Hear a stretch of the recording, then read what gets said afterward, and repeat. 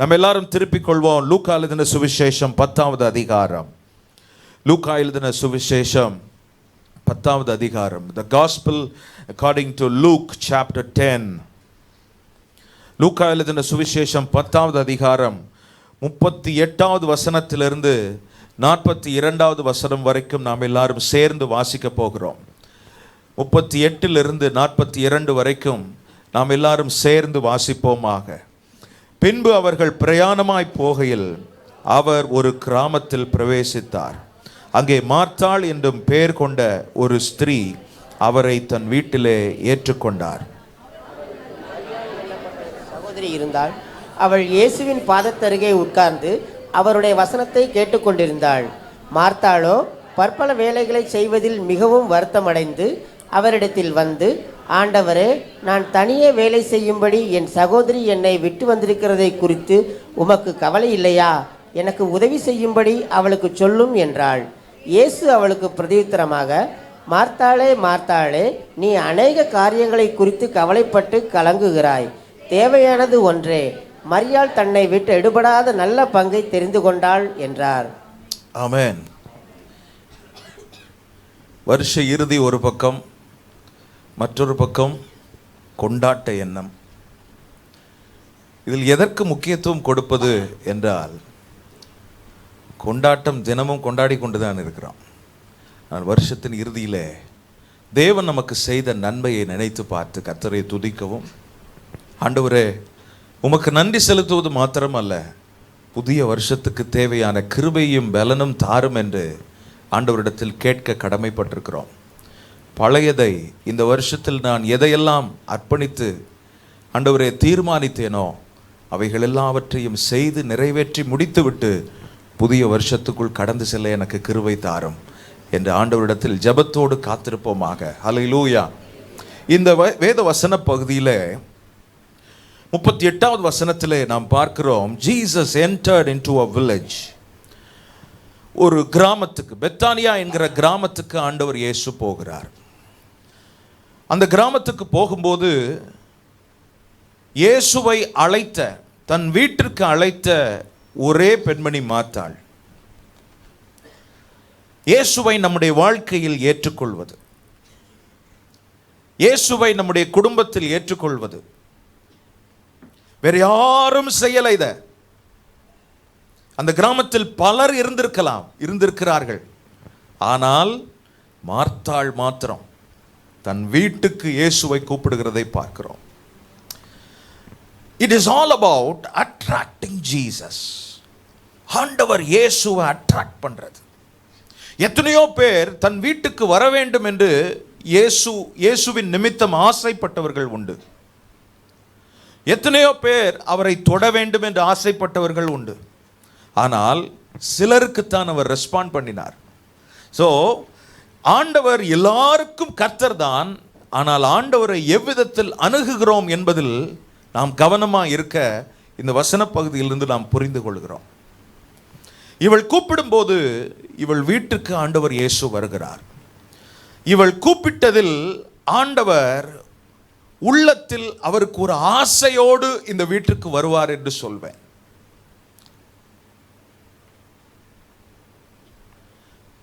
நம்ம எந்த அளவுக்கு ஆண்டவரை அட்ராக்ட் பண்ண, நம்ம கவனத்தை ஈர்ப்பதற்கு, பிறர் கவனத்தை ஈர்ப்பதற்கு நாம் செய்கிற காரியங்கள் உண்டு. அதே போல ஆண்டவருடைய கவனத்தை ஈர்க்கிற அளவிற்கு இந்த மார்த்தாள் செய்தது என்ன? வேதத்தில் பாருங்கள், சிலருடைய அணுகுமுறை ஆண்டவர் இயேசுவை மிகவும் கவர்ந்திருந்தது. முதல்ல பார்த்தோம் அப்படின்னா, மார்க் எழுதின சுவிசேஷம் 10:46 அவர்கள் எரிகோவுக்கு வந்தார்கள். அவரும் அவருடைய சீஷரும் திரளான ஜனங்களும் எரிகோவை விட்டு புறப்படுகிற போது திமேயுவின் மகனாகிய பர்திமேயு என்கிற ஒரு குருடன் மார்க் 10:46 வழி அருகே உட்கார்ந்து பிச்சை கேட்டுக் கொண்டிருக்கிறான். 47வது வசனத்திலே பார்க்கும்போது அவன் சத்தம் போடுறான், Son of David, have mercy on me. தாவீதின் குமாரனே, எனக்கு இரங்கும் என்றும் 47வது வசனத்திலே கூப்பிடத் தொடங்கினான் என்று எழுதியிருக்கிறது. 48 அவனை அதட்டுகிறார்கள் எல்லாரும். ஆனால் இன்னும் அதிக சத்தமாய் ஆண்டவரை கூப்பிடுகிறதை பார்க்கிறோம். இந்த சத்தமா கூப்பிடுறது ஆண்டவர் இயேசுவின் கவனத்தை ஈர்த்தது. ஹல்லேலூயா. அவனுடைய அணுகுமுறை இயேசுவை கவர்ந்தது, இயேசுவை நிற்க வைத்தது. ஆமென். இயேசு நின்று என்று அந்த வசன பகுதியில் இருக்கிறதை பார்க்கிறோம். ஆமென். நம்ம கூப்பிடுறதும் ஆண்டவர் இயேசுவை நிற்க வைக்கட்டும். ஹல்லேலூயா, ஹல்லேலூயா. மத்தேயு 9 பார்க்கிறோம், பெரும்பாடுள்ள ஸ்திரியை பற்றி சொல்லி இருக்கிறது. அவள் ஆசையோடு போகிறாள், ஒரு டிசையரோடு, நான் அவருடைய வஸ்திரத்தை ஆகிலும் தொட்டால் சுஸ்தமாவேன் என்று தன் உள்ளத்தில் எண்ணிக்கொண்டு அவர் பின்னாலே வந்து அவருடைய வஸ்திரத்தின் ஓரத்தை தொட்டாள். 22வது வசனத்திலே பார்க்கிறோம், இயேசு திரும்பி என்று. ஹல்லேலூயா, ஆமென். நம்முடைய அணுகுமுறை இயேசுவை திரும்ப வைப்பதாக. இயேசு திரும்புகிற அளவுக்கு நாம் அவருடைய கவனத்தை ஈர்க்க கர்த்தர் உதவி, நம்முடைய கவனத்தை அவர் பெற்றுக்கொள்ள கர்த்தர் உதவி செய்வாராக. ஹல்லேலூயா. ஒரு ஹல்லேலூயா உற்சாகமா சொல்லலாம். ஹல்லேலூயா. லூக்கா எழுதின சுவிசேஷம் 19 பார்க்கிறோம், சகேயு இயேசு எப்படிப்பட்டவரோ என்று அவரை பார்க்க வகை தேடினான். அவன் குள்ளனானபடியால் ஜனக்கூட்டத்தில் அவரை காணக்கூடாமல் லூக்கா 19 வாசிக்கும் போது 4வது வசனத்திலே பார்க்கிறோம், அவர் போகும் வழியில் அவருக்கு முன்னாக ஓடி அவரை பார்க்கும்படி ஒரு காட்டத்தி மரத்தில் ஏறினான். 5வது வசனத்திலே பார்க்கிறோம், இயேசு அண்ணாந்து பார்த்து. சகேயுவின் அணுகுமுறை இயேசுவை அண்ணாந்து பார்க்க வைத்தது. ஹல்லேலூயா. நம்ம அணுகுமுறை எப்படி இருக்கணும்? இயேசுவை நிற்க வைக்கணும். ஹல்லேலூயா. நம்முடைய அணுகுமுறை எப்படி இருக்கணும்?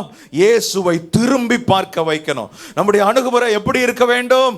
இயேசுவை. ஹல்லேலூயா.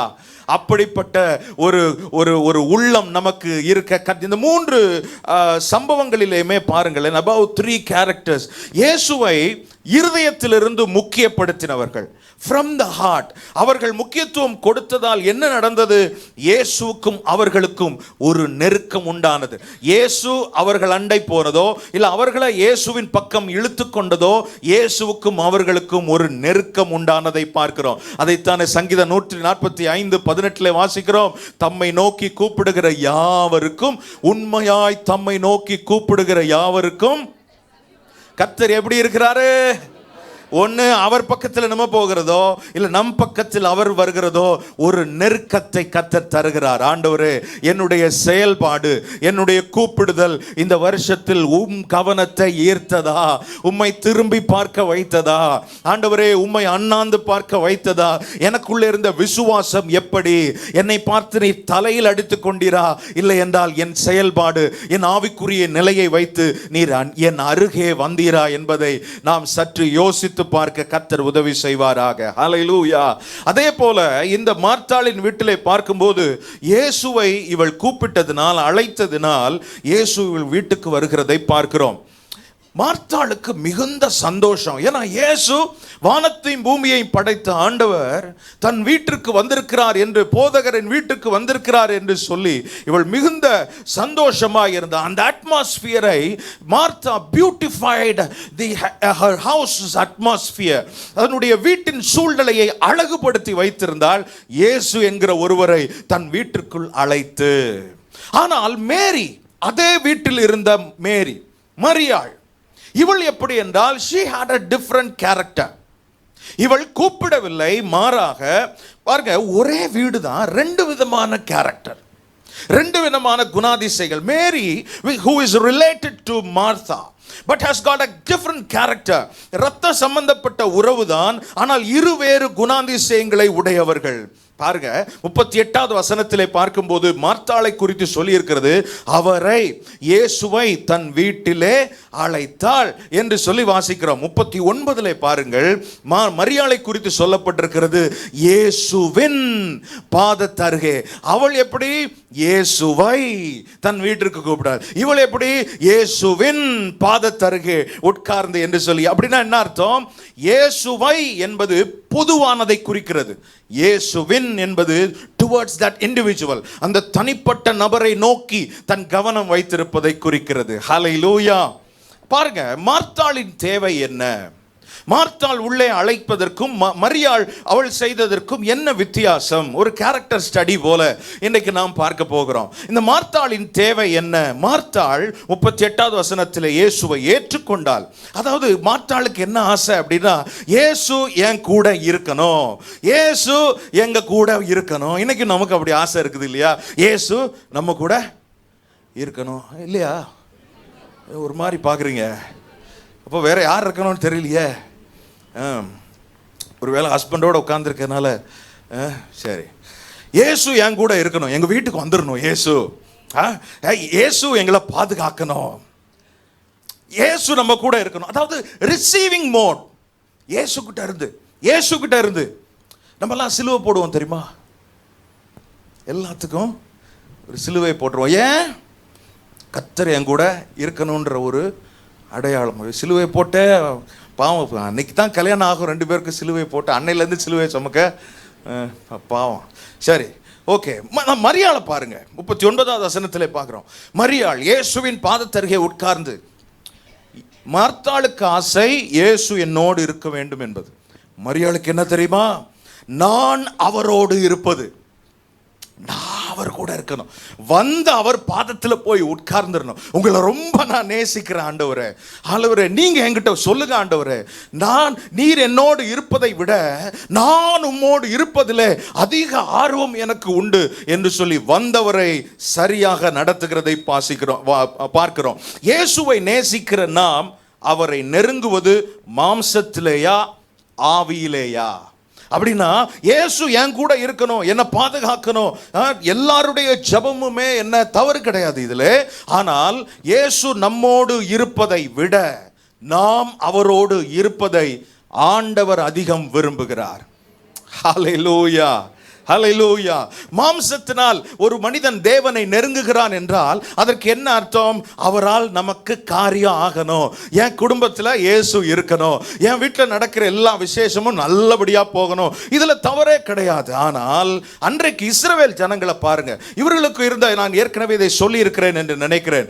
People of Israel, they desired for, they waited for, they prayed for God's work. They always expect God to work on their behalf. ஆனால் மோசேயை பாருங்கள், as they desired for God's work, Moses always desired for the ways of God to be showed to him. They all wanted for God's work, but he was more concerned about God's ways. அப்போ work முக்கியமா, ways முக்கியமா?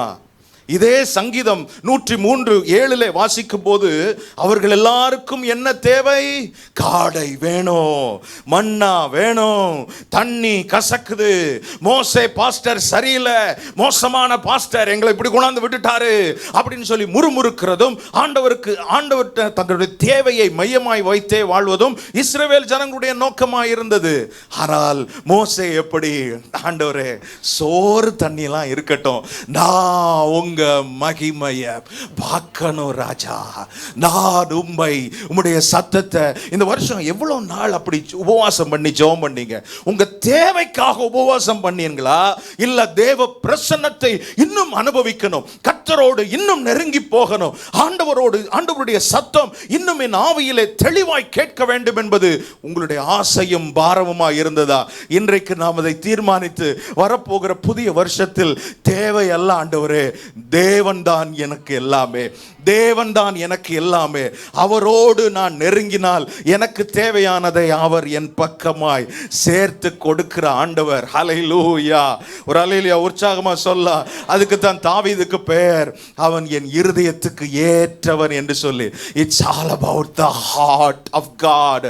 ஆண்டவருடைய இருதயத்தை தேட நமக்கு 100 தேவை இருக்கலாம். இன்னும் உங்கள் குடும்பத்தில் பல காரியங்கள், நீங்கள் ஜெபித்துக் கொண்டிருக்கிற, ஆசையோடு கேட்டுக்கொண்டிருக்கிற காரியங்களுக்கு தீர்வு இல்லாமல் இருக்கலாம். பரவாயில்லை, கர்த்தர் நமக்காக செய்ய வேண்டியது 1000 இருந்தாலும் ஆண்டவர் நம்மிடத்தில் ஒன்றை செய்ய எதிர்பார்க்கிறார். நீ என் அருகே வா என்று சொல்லி. ஹல்லேலூயா, ஹல்லேலூயா. மார்த்தாளின் தேவை என்ன அப்படின்னா, இயேசு எனக்கு வேணும், இயேசு எனக்கு வேணும். மரியாளோட தேவை என்ன? 39 நாம் வாசித்தோம், பாதத்து அருகே உட்கார்ந்து. எதுக்கு பாதத்துக்கு பக்கத்தில்? மசாஜ் பண்றதுக்கு இல்லை.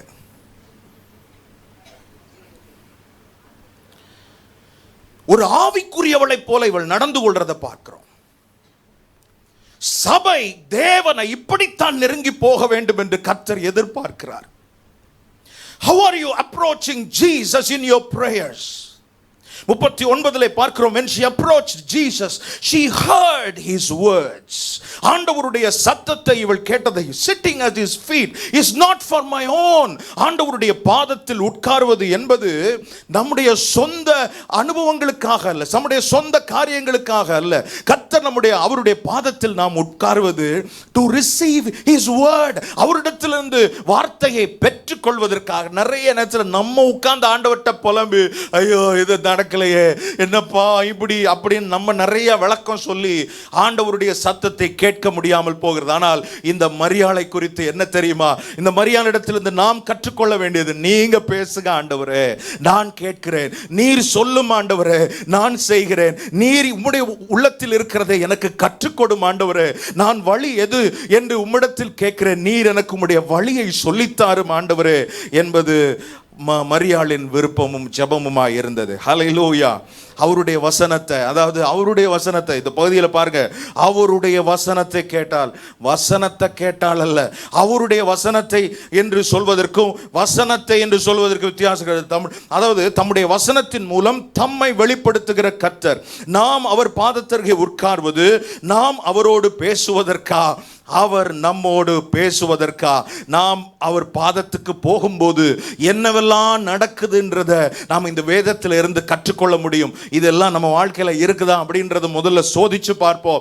ஆண்டவருடைய பிரசன்னத்தை எவ்வாறாக இந்த வருஷம் முழுக்க கர்த்தர் அனுபவிக்க உதவி செய்தார். நம்முடைய டைட் ஸ்கெட்யூல் மத்தியில் உங்களுடைய நெருக்கமான வேலை ஒரு பக்கம், வீட்டு காரியம் ஒரு பக்கம், இவைகள் எல்லாவற்றின் மத்தியிலும் எந்த அளவுக்கு தேவனோடு நேரம் செலவழிக்க ஒரு குவாலிட்டி டைமை நாம ஸ்பெண்ட் பண்ண முடிந்ததா என்று நாம் சற்று நம்மை ஆராய்ந்து பார்க்க கர்த்தர் நமக்கு உதவி செய்வாராக. ஒரு கர்த்தருடைய பிள்ளை ஆண்டவர் அருகே போகும்போது என்னவெல்லாம் நடக்கிறது பாருங்க. யாத்திராகமத்தின் புத்தகம் 3வது அதிகாரத்திலே ஆண்டவரின் அருகே ஒரு எரிகிற முட்செடியின் அருகே இவன் போகிறான். அந்த முச்செடியிலிருந்து கர்த்தர் அவனோடு பேச ஆரம்பிக்கிறார். 4வது வசனத்திலே, எக்ஸோடஸ் சாப்டர் 3ல, யாத்திராகமம் 3:4வது வசனத்திலே பார்க்கும்போது ஆண்டவர் சொல்றார், முதல்ல ஒரு ஆள் தேவனுடைய பிரசன்னத்துக்கு பக்கத்தில் போகும்போது, தேவன் அண்டை நெருங்கும் போது கர்த்தர் அவனிடத்தில் சொல்லுகிற முதல் காரியம் என்ன அப்படின்னா, don't come near me in the way you are, but come to me the way I want you to. Hallelujah. சிலருக்கு ஆண்டவர் பிரசன்னத்துக்கு போயிட்டு ஆண்டவர் இதை காமிச்சாரு, அதை காமிச்சாரு, உங்களை பற்றி காமிச்சாரு, என்னை பற்றி காமிச்சாரு. சிஸ்டர், நேற்று நான் உங்களுக்கு ஜெபம் பண்ணிட்டு இருந்த ஆண்டவர் இதை காமிச்சாரு. இந்த பேய் கதையெல்லாம் முதல்ல என்ன செய்வோம்? உங்களை பற்றி உங்களுக்கு காமிச்சாரா முதல்ல? அது இன்னைக்கு காமிக்கவே மாட்டேங்கிறார். ஆளாளுக்கு கிளம்பிடுறாங்க தீர்க்க தரிசனம் சொல்ல. கர்த்தர் முதல்ல மோசே ஆண்டவர் அருகே போகும்போது மோசே கிட்ட சொன்னார், டேய், காலில் இருக்கிற இந்த செருப்பு கழட்டி போடு, நீ நிற்கிற இடம் முதல்ல அப்படித்தாங்க ஆண்டவர் பேசுவார். அவர் பரிசுத்தமுள்ள ஆண்டவர். நம்மிடத்தில் அவர் எதிர்பார்க்கிற பரிசுத்தம், அந்த குவாலிட்டி இருக்கணுன்றத கர்த்தர் நம்மகிட்ட எதிர்பார்ப்பார். ஹல்லேலூயா. ஆமென். உங்களை பற்றி பேசினாரா? ஆமென். கர்த்தர் இனி வரும் நாளில் ஆண்டவர் நம்மளை பற்றி நம்மகிட்ட பேசட்டும். ஆமென், ஆமென், ஹல்லேலூயா. சர்ச்சில் உட்காந்து பிரசங்க கவனிக்கும் போதே யோசிக்கிறது, என் வீட்டுக்காரருக்கு தான் இந்த வசனம் அப்படின்னு. இன்னும் மாமனார் மருமகளாக வந்திருந்தா, மாமியார் மருமகளாக வந்திருந்தா, வெரி குட், பாஸ்டர் கரெக்டாக சொல்கிறாரு, இன்னைக்கு நீ ஹஸ்பண்டை கூப்பிட்டு வராமல் போயிட்டேன் அப்படின்னு சில பேர் ரொம்ப ஃபீல் பண்ணுறது. இல்லை, மற்றவங்களுக்காக இல்லையா, அது ஆண்டவர் பார்த்துக்கிட்டோம். கர்த்தர் ஏன் கூட என்ன பேசினார்ன்றதான் முக்கியம். ஹல்லேலூயா. அதுக்காகவே சில பேர் வீட்டில் சண்டை போட்டு அவங்கள சர்ச்சுக்கு கூட்டிகிட்டு வருவோம். எதுக்கு? அவங்க திருந்தணுமா? நோ, நம்ம திருந்தணும். நம்ம எவ்வளவோ இன்னும் மாற வேண்டியது இருக்குது. மற்றவங்கள ஆண்டவர் பார்த்துக்கட்டும். கர்த்தர் நம்ம கூட பேசட்டும். ஐயா ஆண்டவரே, நீர் என்னோடு பேசுகிற கர்த்தர். ஆமென். மோசேயோடு கர்த்தர் பேசினார். பாருங்க, 6வது வசனத்தில் பேசிவிட்டு 6வது வசனத்தில் கர்த்தர் திரும்பவும் தன்னை பற்றி இன்ட்ரடியூஸ் பண்ணுகிறார். ஒவ்வொரு வசனத்தையும் வாசித்தா டைம் ஆயிரும், அதனால நான் வேகமாய் சொல்லிவிட்டு போகிறேன். 7லிருந்து 9 வரைக்கும் ஆண்டவர் தன்னுடைய திட்டத்தை அவனுக்கு புரிய வைக்கிறார். அறிந்திருக்கிறேன், இறங்கினேன், கண்டேன் என்று சொல்லி 7லிருந்து 9 வரைக்கும் ஆண்டவர் சொல்றதை பார்க்கிறோம். 10வது வசனத்தில் ஆண்டவர் சொல்லிட்டாரு, அப்பா அதாவது நான் செய்ய போகிறத உன்கிட்ட சொல்லிட்டேன், இப்போ நீ செய்ய வேண்டியது நான் உனக்கு சொல்றேன், உன்னை அனுப்புவேன் வா என்று சொல்லி. ஹல்லேலூயா. பாருங்க, is God speaking to us. கர்த்தர் நம்ம கூட பேசுறாரா? முதல் கேள்வி. இரண்டாவது, அப்படி கர்த்தர் நம்மோடு பேசும்போது கர்த்தர் நம்முடைய வாழ்க்கையை குறித்து வைத்த நிபந்தனைகள் என்ன? மூன்றாவது, அவருடைய உள்ளத்தில் இருக்கிற நம்மை குறித்த அவருடைய திட்டம் என்ன? நான்காவது, அந்த திட்டத்தை எப்படி ஃபுல்ஃபில் பண்ண வேண்டும், அதை எப்படி நிறைவேற்ற வேண்டும் என்பது, நிறைவேற்றுவதில் நம்முடைய பங்கு என்ன? இதையெல்லாம் நாம் ஆண்டவர்கிட்ட கேட்டிருக்கிறோமா? நாம் ஜெபம் பண்ணும்போது என்ன நோக்கத்திற்காக என்னை அந்த தெருவில் வைத்திருக்கிறீர் ஆண்டவரே, என்ன நோக்கத்துக்காக இந்த சபைக்கு என்னை அங்கமாய் மாற்றினீர் ஆண்டவரே, ஆண்டவரே அந்த நோக்கம் நிறைவேறணும், என்னை ரட்சித்த நோக்கம் நிறைவேறணும், என்னை குடும்பமாக்கின நோக்கம் நிறைவேறணும். இந்த நோக்கத்தை முதல்ல சொல்லி கொடுக்கிறவர் நம்முடைய ஆண்டவராகிய இயேசு. ஹல்லேலூயா. The biggest tragedy in life is not death, my dear friend. The biggest tragedy in life is life without a purpose. Our God will teach us the purpose when we go ahead and pray in His presence. ஆண்டவருடைய சமூகத்துக்கு போகும்போது நம்முடைய வாழ்க்கையை குறித்த நோக்கம் என்ன என்பதை manufacturer teaches the product, the purpose of our life. Amen. கத்சால் நல்ல சத்தம் ஒரு ஆமென் சொல்லுவோம். நம்முடைய வாழ்க்கையை உண்டாக்கினவர் அவர்தான். நம்மை குறித்த திட்டம் என்ன என்பதை அவரிடத்தில் கேட்டு அறிந்து கொண்டோமா? மோசேக்கு கர்த்தர் அதை சொல்லி கொடுத்தார், அவன் என்ன செய்யணும்னு சொல்லி. இன்னைக்கு நிறைய என்ன பேசுறார் அப்படின்னா, உன் குடும்பத்தில் திருமணம் நடந்துரும், உன் குடும்பத்தில் கடனை அடைச்சிருவேன், இப்படிதான் ஆண்டவர் பேசுறான். வாழ்க்கை குறித்து பேசினார் ஐயா ஆண்டவர், இதையும் கர்த்தர் பேசுவார். ஆனால் நம்முடைய வாழ்க்கை மிக முக்கியமானது. இந்த வருஷத்தில் இருந்து ஆண்டவரே, இந்த வருஷத்தின் இறுதியிலே நான் இருக்கிறேன், கர்த்தாவே இனி வரும் நாட்களில் என் ஜெபத்தினுடைய அப்ரோச், அணுகுமுறை மாறட்டும் ஆண்டவரே, என்னை வைத்திருக்கிற நோக்கத்தை எனக்கு சொல்லித்தாரும் என்று ஆண்டவரிடத்தில் தினமும் ஜெபம் பண்ண கர்த்தர் உதவி செய்வாராக. ஹல்லேலூயா. வீட்டுக்குள்ள ஏற்றுக்கொள்வது முக்கியம் அல்ல, வந்தவரை எப்படி கவனிக்கிறோன்றது முக்கியம் இல்ல. பாஸ்டர் வாங்க பாஸ்டர், வாங்க பாஸ்டர், ரொம்ப சந்தோஷம் பாஸ்டர், உட்காருங்க பாஸ்டர், உட்காருங்க பாஸ்டர் அப்படி சொல்லி இந்த அம்மா கிச்சனுக்குள்ள போயிருச்சு. இவரும் உட்கார்ந்து பார்க்குறாரு, கொட்டாய் விடுறாரு, பார்க்குறாரு, இங்கே பார்க்குறாரு, அந்த ஹாலில் இருக்கிற எல்லா வசனத்தையும் வாசித்து முடிச்சிட்டாரு. பார்த்தா ஆளே காணோம். அந்த கேப் ஃபில்லர் தான் அந்த மரியாள். ஹல்லேலூயா. ஆமென். பாருங்க, இந்த சம்பவத்திலிருந்து நாம் என்ன கற்றுக்கொள்றோம்? அதாவது என்னோடு இயேசு இருப்பதை விட என் வாழ்வில் வந்த இயேசுவோடு நான் எப்படி இருக்கிறேன், நான் இருப்பது முக்கியம் என்பது. மார்த்தாளின் தேவை என்னவென்றால் இயேசு என்னோடு இருக்கணும் அப்படின்றது. மரியாளின் தேவை என்னவென்றால் இயேசுவை தவிர வேறு ஒன்றும் அல்ல என்பதில் கவனமாயிருந்தால். ஹல்லேலூயா. இயேசு வேணும்ன்றது உங்களுடைய பாயிண்டா? இயேசுவை தவிர வேறு ஒன்றும் வேண்டாம் என்பது உங்களுடைய நிலைப்பாடா? நம்ம சோதிச்சு பார்ப்போம். இல்லை, வாழ்க்கையில் உங்களுக்கு வந்த அழுத்தம் உங்களை வேற மாதிரி யோசிக்க வச்சிருச்சுல்ல. ஆரம்பத்தில் இருந்த அந்த வைராக்கியம் இன்னைக்கு குறைந்து விட்டது அல்லவா? ஆரம்பத்தில் நீங்கள் போய் அடிக்கடி ஜெபத்திலே கலந்து கொண்டும் உங்களுக்கு தனி ஜெபம் நேரத்தில் எல்லாம் அதிக கவனத்தோடு பைபிள் எடுத்துட்டு போய் தனியாக ஜெபம் பண்ண நேரம் அது ஏன் குறைந்து போனது என்று இன்றைக்கு சபைக்கு முன்பாக கர்த்தர் உங்களுக்கு ஒரு கேள்வியை வைக்கிறார். கர்த்தர் இன்றைக்கு ஆண்டவர் நமக்கு சொல்றது, மரியாளை போல இயேசுவை தவிர வேறு ஒன்றும் அல்ல ஆண்டவரே, இயேசு எனக்கு போதும். ஆமென். ஹல்லேலூயா. பாருங்க, இந்த வீட்டுக்குள்ள இயேசு வந்துட்டார். இயேசு வந்த உடனே மார்த்தாள் வீட்டிற்குள் இருக்கிறாள், மரியாளும் வீட்டுக்குள்ள இருக்கிறாள். இந்த மார்த்தாளோடு இயேசுவுக்கு இருந்த உறவு எப்படி, மரியாளோடு இருந்த உறவு எப்படி? மார்த்தாளோடு 40வது வசனத்திலே பார்க்கும்போது மார்த்தாளும் இயேசுவும், Martha was in an opposite direction. She was held up with work. மிகவும் வருத்தம். எப்படிங்க உங்க வீட்டில் இயேசு இருக்கும்போது எப்படி இந்த மிகவும் வருத்தம் அடைந்துன்ற காரியம் வரும்? இன்னைக்கு அப்படிதான் இருக்கு. இயேசுவும் வீட்டில் இருக்கிறார், வருத்தமும் ஒரு வீட்டில் இருக்கு. இயேசு தனி ரூம்ல இருக்கிறார், வருத்தம் இவங்க வீட்டை ஃபுல்லா ஆட்டி படைச்சிக்கிட்டு இருக்கு. என்னன்னே தெரியல சிஸ்டர். ஜெபம் பண்றோம், என்னவோ பண்ணி பார்க்குறோம், இங்க போறோம் அங்க போறோம், பிரேயர் ஆண்டிகிட்ட ஃபோன் பண்ணி சொல்றோம். சில பேர் பிரேயர் ஆண்டிஸ் அப்படி இருக்கிறாங்க. இன்னைக்கு ஒரு கலாச்சாரம் அப்படி இருக்குது. அவங்க ரொம்ப ஜெபம் பண்றாங்கன்னா எல்லா குறிப்பையும் அவங்ககிட்ட சொல்லிட்டு இவங்களை ஊர் சுத்திட்டு வர்றது. ஏதாவது ஆண்டவர் உங்களுக்கு காமிச்சாரா சிஸ்டர்? காமிப்பார், நல்லா காமிக்க போறார். ப்ராஃபஸி நம்மளை நோக்கி வரணும். ப்ராஃபஸியை தேடி போகக்கூடாது. செலாமேன் தான் வருது. ஹல்லேலூயா. நம்ம ப்ராஃபட்டை தேடி போனா தே ஆர் அண்டர் கம்பல்ஷன்.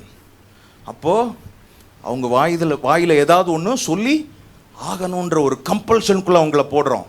அப்படி போடும்போது அவங்களும் ஏதாவது ஒன்று சொல்லிடுவாங்க. ஏதாவது நம்ம சொல்லக்கூடாது, தேவனுடைய வார்த்தையை சொல்லணும். ஹல்லேலூயா.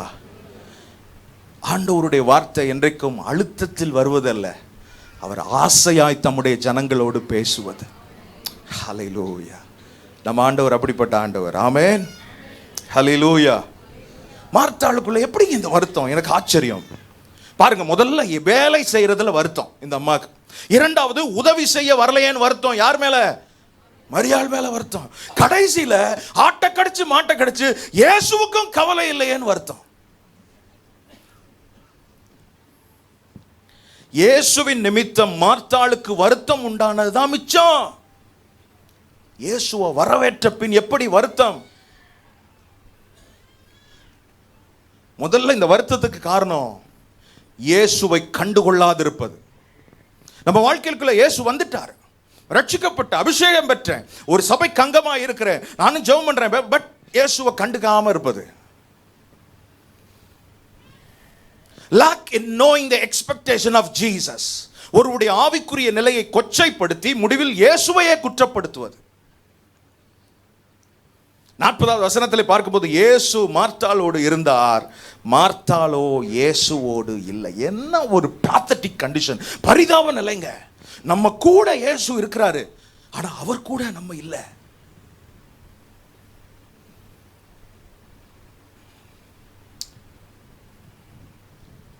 நம்ம வாழ்க்கையை கொஞ்சம் சோதிச்சு பார்ப்போம்.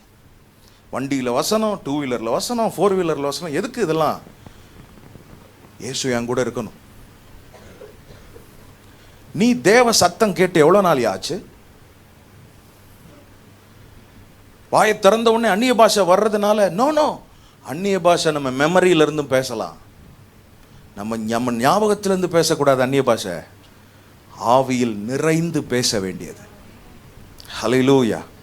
அந்நிய பாஷை பேசுறதுனால நம்ம கர்த்தரோடு இருக்கிறோன்னு இல்லை, அது நம்மை நாமே ஏமாற்றிக் கொள்வது. கர்த்தர் இன்றைக்கு துருவை நீக்கி நம்முடைய உறவிலே ஒரு பசுமையை தேவன் தர விரும்புகிறார், ஒரு ஃப்ரெஷ்னஸை கர்த்தர் தர விரும்புகிறார். ஹல்லேலூயா. கர்த்தர் அதை செய்து கொண்டிருக்கிறதுக்காக ஆண்டவரை ஸ்தோத்தரிக்கிறேன். கர்த்தர் யோசேப்போட இருந்தார், யோசேப்பும் கர்த்தரோடு இருந்தான். அங்கே பைபிள்ல சொல்லல, ஆதியாகமம் 39 யோசேப்பு கர்த்தரோடு இருந்ததை சொல்லவில்லை, கர்த்தர் யோசேப்போடு இருந்ததை சொல்லப்பட்டிருக்கிறது.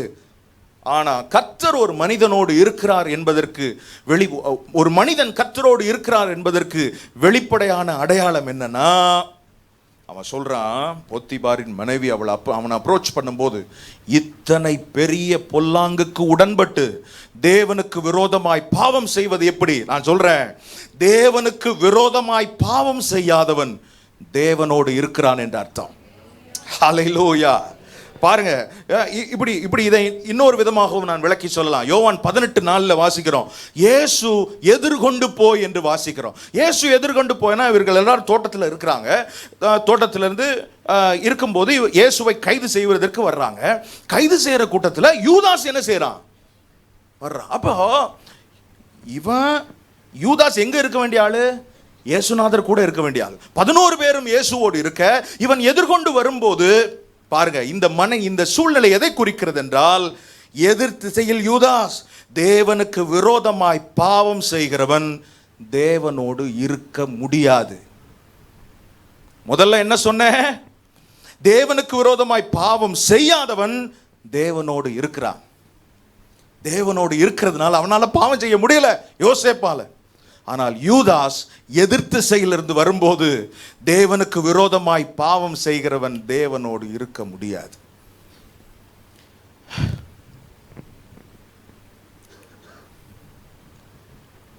மனசுல கசப்பு, வைராக்கியம், கோபம், இன்னைக்கு அதெல்லாம் விட்டுட்டு புதிய வருஷத்துக்குள்ள ஒரு ஃப்ரெஷ் ஸ்பிரிச்சுவல் மேனா உமனா போக கர்த்தர் நமக்கு உதவி செய்வாராக. இயேசு இருந்தும் வருத்தம் இருக்கிறதுக்கான காரணம் இதுதான். செட்டில் பண்ணப்படாத விஷயங்கள் இயேசுவின் நாமத்தில் இந்த வருஷத்தின் இறுதியிலே அதை செட்டில் பண்ண கர்த்தர் இந்த ஞாயிற்றுக்கிழமை நம்மை கொண்டு வந்திருக்கிறார். ஹல்லேலூயா.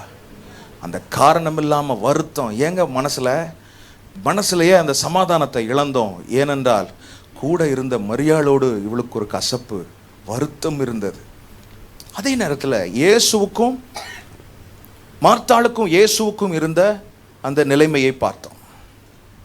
இப்போ மார்த்தாளுக்கும் மரியாளுக்கும் அதே குடும்பத்தில் இவங்களுடைய மனநிலை எப்படி? 40வது வசனத்தில் சொல்லியிருக்குது,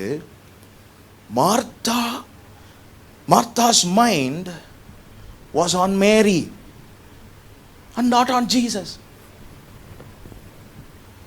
நான் மட்டும் உட்காந்து தனியாக வெங்காயம் நறுக்கிட்டு இருக்கேன், நான் மட்டும் உட்காந்து பூண்டு உரிச்சிட்டு இருக்கிறேன், எவ்வளோ டைம் ஆகுது, அங்கே வேற பாஸ்டரை உட்கார வச்சிருக்கு, இவ வரவே மாட்டேங்கிறாளே. வீட்டில் யார் இருக்கா? ஜீசஸ். அவ்வளவு பாத்திரம் வேற கழுவு கிடக்குது, யார் கழுவுவா? கரெக்டா எல்லாம் செஞ்சு முடிச்சோடனே வந்துருவா.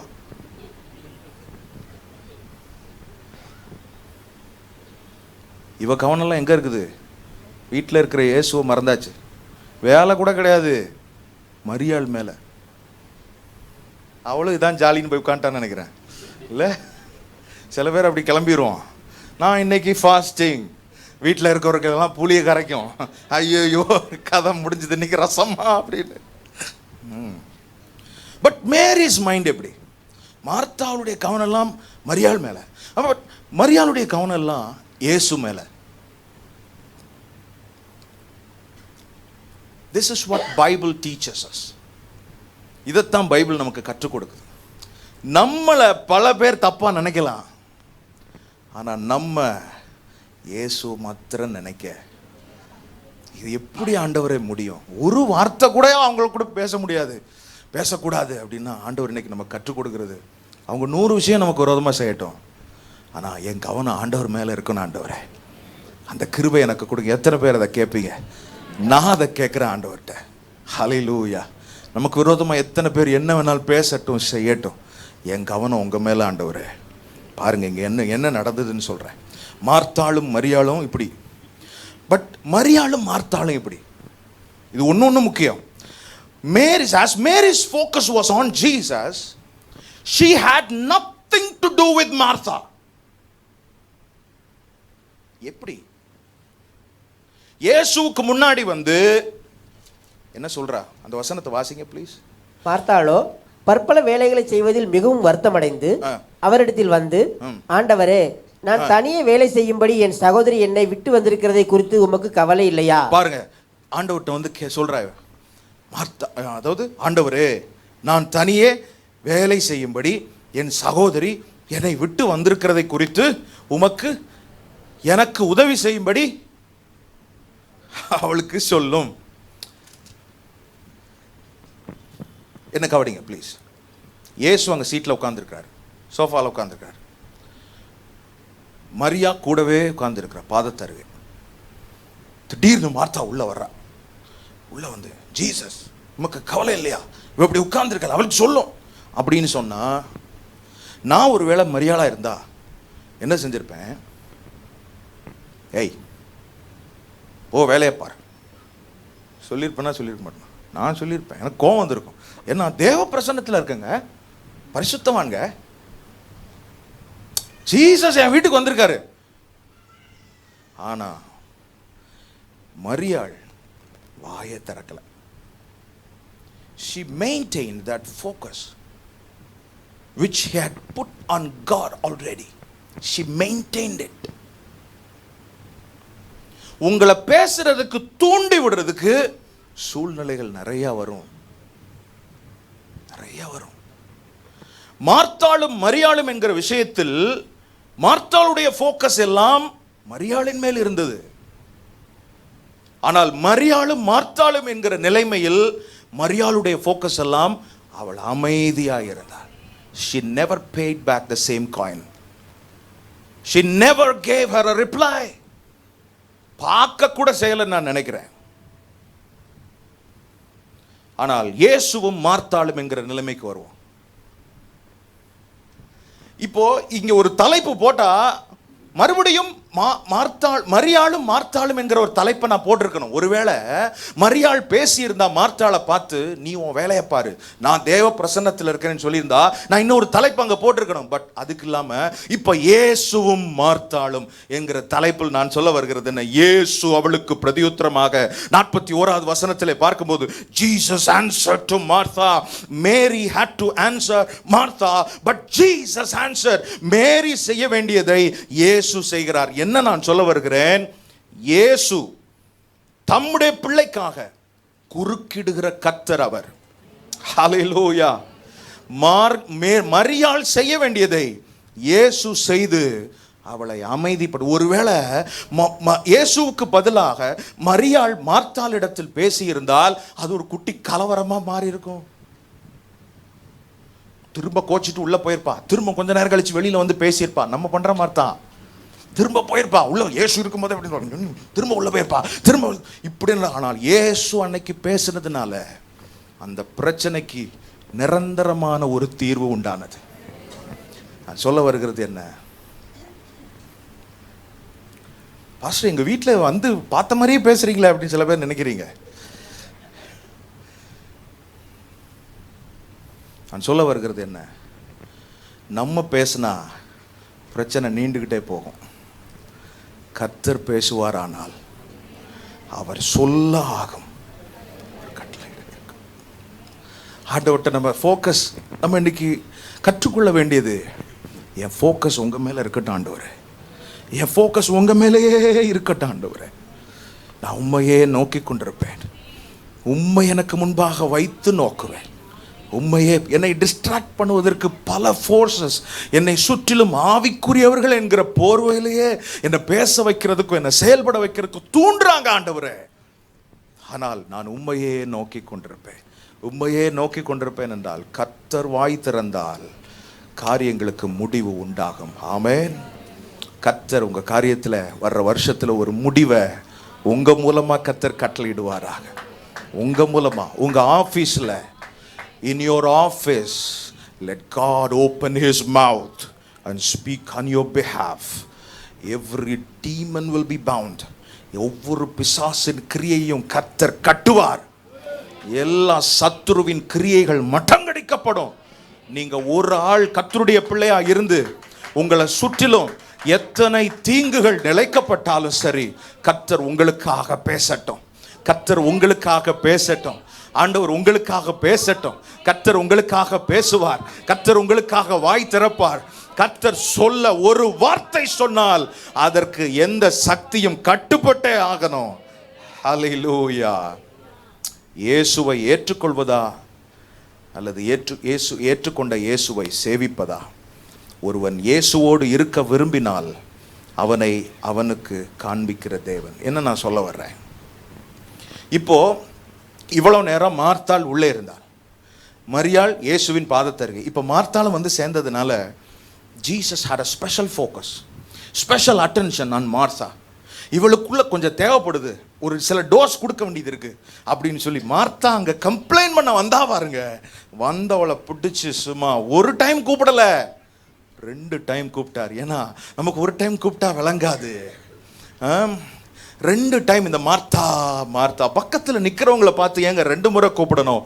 சில நேரத்தில் நம்ம கவனத்தை ஈர்க்கிறதுக்காக 2 முறை கர்த்தர் கூப்பிடுகிறார். எப்படி? மார்த்தா ஆபிரகாமை பார்த்து 2 முறை கூப்பிட்டார். 22:11 ஆதியாகமம் 22 எதுக்காக? அவனுடைய கவனத்தை திசை திருப்புறதற்காக. ஏன்னா அவன் கவனம் எல்லாம் அவனுடைய குமாரனை கொலை செய்வது, பலி செலுத்துவதற்கு கவனமாயிருந்தான். அவன் கவனத்தை திசை திருப்புவதற்காக கர்த்தர் 2 முறை ஆபிரகாமை கூப்பிட்டார். வேகமாய் போகிறேன். இதே மோசே பார்த்தமே, Moses Moses near the burning bush பேசுறது. ஆண்டவர் சொன்னது என்ன? 2 முறை கூப்பிடுறார். எதற்காக? நீ செய்ய வேண்டியதை கவனமா செய், உங்ககிட்ட அப்பளுக்கு இருக்கிறது, நீ கவனமா இரு என்று அவனை எச்சரிப்பதற்காக. 3வது இந்த மார்த்தாளை பார்த்து 2 முறை கூப்பிடுறார். எதுக்கு கூப்பிடுறார் ஆண்டவர்? இயேசு அவளுக்கு பிரதியுத்தரமாக, மார்த்தாளே மார்த்தாளே. எதற்கு அப்படி கூப்பிடணும்? மார்த்தாள் யார் என்பதை அவளுக்கு காண்பிப்பதற்காக. இதுவரைக்கும் உன் வேலையினாலும் உன் சூழ்நிலையினாலும் அதிகமாய் வருத்தப்பட்டு கலங்கி போய் வருத்தத்தினால் உள்ளம் நிறைந்திருக்கிறது, என்னை மறந்து விட்டாய். உன் பரிதாப நிலையையும் பிறர் குற்றத்தையும் நீ எனக்கு காண்பிக்கும் உனக்கு உன்னையே நான் காட்டுகிறேன்.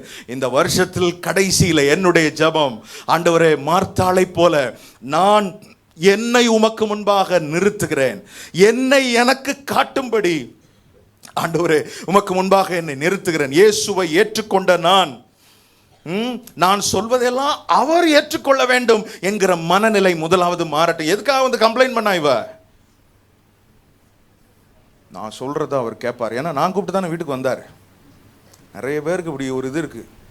பாஸ்டர் நான் சொன்னா கேட்பார். சார் என்ன சார் வேணாம் சார். வந்தவளை பிடிச்சு ஆண்டவர் சொல்றது, ஓன் சத்தத்தை கேட்கறதுக்கு நான் இல்லை, நான் சொல்றத நீ கேளு. இதெல்லாம் ஒரு மனநிலைங்க. ஆண்டவர் இந்த வருஷ இறுதியிலே கர்த்தர் நமக்கு இந்த மனநிலையை தருவாராக. என்ன ஆண்டவரே, நீர் சொல்வதை நான் கேட்கிறேன், நான் சொல்வதை நீர் கேட்க வேண்டும் என்று பல முறை போராடி போராடி தோற்றுத்தான் போனேன். இன்றைக்கு என் மனநிலையை மாற்றிக்கொள்கிறேன்.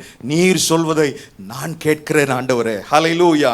இயேசுவினிடத்தில் கசப்போடு வந்த மார்த்தாளுக்கு தம்மை காண்பித்த தேவன் ஆண்டவர் என்ன காமிச்சார்? உன் கவலையை விட நான் பெரியவர் என்பதை இயேசு காண்பித்தார். இயேசு இருக்கும்போது கவலை அவசியமற்றது என்பதையும் கர்த்தர் காண்பி. பாருங்க, இந்த வீட்டில் மார்த்தாளை பார்த்து, நான் உன் வீட்டுக்கு வந்திருக்கிறேனே, நீ என்னை குறித்து நினைக்கிறது என்ன? ஒரு பக்கம் உனக்கு வேலை, மற்றொரு பக்கம் இயேசு. நீ வேலை செய்கிறவள், முடிவிலே வருத்தத்திலே வந்து முடிகிறது. கவலை, இயேசுவும் வேண்டும் வேலையும் வேண்டும் என்றால் இரண்டையும் உன்னால் திருப்திப்படுத்த முடியாது. இந்த மார்த்தாளை கவனித்தால், மார்த்தாள் இயேசுவை ஏற்றுக்கொள்ளும் போது இயேசுவை நினைச்சுக்கிட்டே இருக்கிறது, பின்பு இயேசுவை மறந்து போயிடுறது, பின்பு இயேசுவிடம் வருவது. இந்த நம்ம வசனம் வாசித்தோம் இல்லையா இந்த சாப்டர்ல? பாருங்க, இயேசுவை முதல்ல வீட்டுக்கு கூப்பிட்டா, அதுக்கப்புறம் ஆளே காணோம், அதுக்கப்புறம் திரும்ப வந்தா கம்ப்ளைண்ட் பண்றதுக்கு. இப்படி போய் வர்ற ஒரு நிலைமை இல்லை இந்த கிறிஸ்தவம். கர்த்தருடைய பிள்ளை இப்படி போய் வர்ற நிலைமையில் இருக்கக்கூடாது. ஆண்டவர் என்ன சொல்வது? அதற்காகத்தான் நீ எனக்காக ஒன்றை செய்கிறேன் என்கிற போர்வையில் என்னை மறந்து விட வாய்ப்பு இருக்கிறது. மார்த்தாளிடத்தில் கேட்டால், ஏன் போக்கும் வரத்துமா இருக்கிறாயே, ஏன் ஒய் லேடி அப்படின்னு கேட்டா, இயேசுக்காக தான் நான் எல்லாம் செய்கிறேன், இயேசுவுக்காக தான் நான் போஜனத்தை ரெடி பண்ணுறேன், வேலையாக இருக்கிறேன், பிஸியாக இருக்கிறேன் அப்படின்னு சொல்லியிருக்கலாம். ஆனால் கர்த்தர் நமக்கு கற்றுக் கொடுப்பது, இயேசுவுக்காக ஒன்றை செய்கிறேன்னு சொல்லிட்டு இயேசுவை மறந்துடலாம்.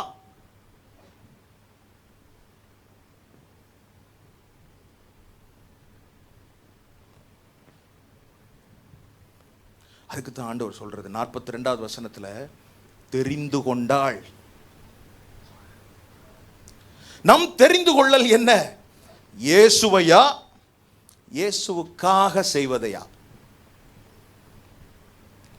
இயேசுவுக்கு பதிலாக இயேசுவுக்காக செய்கிற ஒன்றை மாற்ற முடியாது. ஆமென், ஹல்லேலூயா. நான் இயேசுக்காக தான், நான் ஊழியம் தாங்க செய்கிறேன், ஊழியம் தாங்க. இயேசு இல்லாமல் என்ன ஊழியம் செய்கிறேன்? ஊழியத்தில் ரொம்ப பிஸி, இயேசு மறந்தாச்சு. இயேசுவுக்காக செய்யப்படுவதுதான். இயேசு இல்லாமல் போய்விட காரியம் இருக்கிறது. ஆண்டவர் இன்னைக்கு சொல்றது, இயேசு தாங்க முதல்ல முக்கியம். பிரேயர் செல்லுக்கு போறதுக்கு முன்னாடி எவ்வளோ நேரம் ஜெபம் பண்றீங்க? இருக்கிற செய்தி அப்படியே கொடுத்துறதா? கார் ஓட்டிக்கிட்டே செய்தியை யோசிச்சுட்டு போறதா? என்னன்னா நான் ரொம்ப டைட்டா இருக்கிறேன். நோ, வர்ற வருஷத்துல இருந்து you spend a quality time of prayer and then go do his ministry. God is more important than his ministry. ஆமென். ஹல்லேலூயா.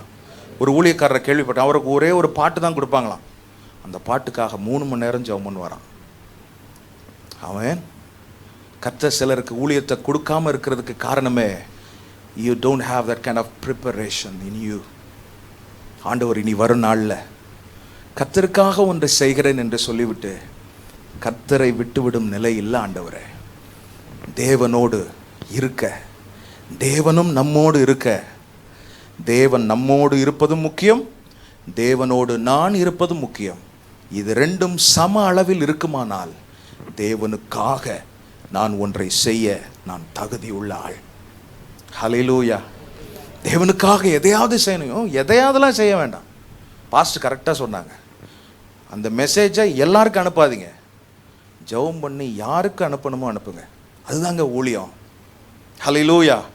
கொஞ்சம் ட்ராக்ஸ் எடுத்துகிட்டு அப்படியே கிளம்பிடுறது சில பேர். இல்லை, ஹேண்ட்பேக்கு ட்ராக்ஸ் எல்லாத்தையும் வச்சுட்டு முதல்ல முழங்கால் போடுவோம். அப்படின்னா கர்த்தரே நம்மளை அனுப்புவார். லார்ட் ஐ எம் ரெடி அப்படின்னா யூ கம். ஆண்டவர் நம்ம கூட பேசி நமக்குள்ள அவருடைய திட்டங்களை வச்சு, அவருடைய பரிசுத்தத்தை வச்சு, அந்த ஊழியத்துக்கு தேவையான ஆயத்தத்தை கர்த்தர் நமக்கு கொடுத்து நம்மளை அவர் அனுப்பணும். அவர் அனுப்பாமல் அவருக்காக ஒன்றை செய்யக்கூடாது. இன்றைக்கு ஒரு தீர்மானம் எடுப்போம். ஆண்டவரே, உண்மையில் எனக்கு வைராக்கியம். இந்த மார்த்தாள் தவறானவள் அல்ல, ஆனால் அவளுடைய வைராக்கியம் தவறாக இருந்தபடியால் வருத்தமும் சஞ்சலமும் தான் அதன் முடிவாய் போனது. இல்லை, இயேசுவோடு இருக்கிறவர்கள் அப்படி அல்ல. இயேசுவை முக்கியப்படுத்தி பின்பு இயேசுவுக்காக செயல்பட கர்த்தர் இன்றைக்கு நம்மை திரும்பவுமாய் அழைக்கிறார். திரும்பவுமாய் அழைக்கிறார். மார்த்தாளை போல இன்றைக்கு உமக்கு முன்பாக நான் என்னை நிறுத்தி நோக்குகிறேன். ஆண்டவரே, what is your priority today? ஆண்டவர் இன்றைக்கு நம்மை அவருடைய பிரசன்னத்துக்கு நேராய் நடத்துகிறார். ஆமென். Can you give it? ஆண்டவர் நம்மளை நடத்துகிறார். ஆண்டவரே, உம்முடைய பிரசன்னத்தில் உம்முடைய அசைவுகளை நான் கண்டுகொண்டு பின்பு உமக்காக நான் அசைய என்னை ஒப்பு கொடுக்கிறேன். ஆண்டவர்கிட்ட இன்னைக்கு ஜெபம் பண்ண போகிறோம். ஆண்டவருடைய மூவ்மெண்ட் உங்களுக்கு தெரியுமா? இயேசுவோட மினிஸ்ட்ரியோட சக்சஸே அதுதான் தெரியுமா? பிதா செய்ய குமாரன் காண்கிறது எதுவோ அதையே அன்றி தாமாய் அவர் ஒன்றையும் செய்ய மாட்டார். அதாவது நான் இப்படி சொல்லுவேன், பிதாவினுடைய ஒவ்வொரு அசைவும் இயேசுவுக்கு தெரிந்தபடியால் இயேசுவும் அதற்கேற்றபடி அசைந்தார். நம்ம அசைவுகள் அப்படிதாங்க இருக்கணும். ஆண்டவர் இன்றைக்கு நம்ம கூப்பிடுறாரு, என் அண்டை வா முதலாவது. அதுக்காகத்தான் மோசேயை கர்த்தர் பக்கத்தில் கூப்பிட்டார். நீ என் பக்கத்தில் வர்றது ஓகே, கம் கம் அப்படின்னு கூப்பிட்டு தான் உள்ளத்தில் இருக்கிறதெல்லாம் மனசில் ஊத்திட்டார். ஆண்டவர் இன்றைக்கும் நம்மை வரும் நாளில் எடுத்து பயன்படுத்த கர்த்தர் திட்டம் வச்சிருக்கிறார். இயேசுவை அறியாமல் இயேசுவை பற்றி சொல்ல போகாதிருங்கள். இயேசுவோடு நேரம் செலவழிக்காமல் இயேசுவுக்காக ஒன்றை செய்ய கூடாது. உந்தன் பிரசன்னத்தில் அமர்ந்திருந்து நீர் செய்யும் யுத்தம் காண்பே. உங்க பிரசன்னத்தில் அமர்ந்திருந்து நீர் செய்யும் யுத்தம் காண்பே. என் பலத்தினா ஒன்றும் ஆகாது, என் சுயத்தினால் ஒன்றும் நடக்காது. என் பலத்தினால் ஒன்றும் ஆகாது. என்னால முடியாது சாமி, ஒன்னும் நடக்காது. திரும்பவும் பாடுவோமா அந்த வரிகளை? என் பலத்தினால், என் பலத்தினால் ஒன்றும் ஆகாது, என் சுயத்தினால் ஒன்றும். one more time people of God.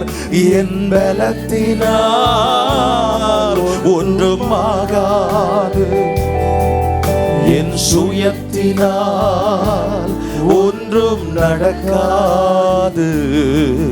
உந்தன் பிரசன்னத்தால் கூடுமே, உந்தன் பிரசன்னத்தால். உங்களால முடிந்தா எழும்பி நிப்பீங்களா? உங்க பிரசன்னத்தால், உந்தன் பிரசன்னத்தால் கூடுவே. ஓ எஸ், ஓ எஸ், உந்தன் பிரசன்னத்தால் கூடுவே. யெகோவா சிக்கேனோ, யெகோவா ஓசேனோ, என்னை கட்டுகிறீர். யெகோவா சபையோத், என்னை ஆளுகை. இதெல்லாம் தேவ பிரசன்னத்தில் நடக்கிறது. யெகோவா ஓசேனோ, என்னை மீண்டும் கட்டுகிறீர். யெகோவா சபையோத், என்னை ஆளுகை செய்கிறீர். இல்லாமல் ஒன்றுமில்லையே. என்னை தள்ளாமல், என்னை தள்ளாமல் சேர்த்துக் கொண்டீரே. ஓ, நீர் இல்லாமல் ஒன்றும் இல்லையே. ஓ எஸ், என்னை தள்ளாமல் சேர்த்துக் கொள்வீரே. பாருங்க, உங்க சூழ்நிலை உங்க கண்ட்ரோல்ல வரல இல்லையா? உங்க கண்ட்ரோல்ல வரல. நீங்க முதல்ல இயேசுநாதர் கண்ட்ரோல்ல வாங்க.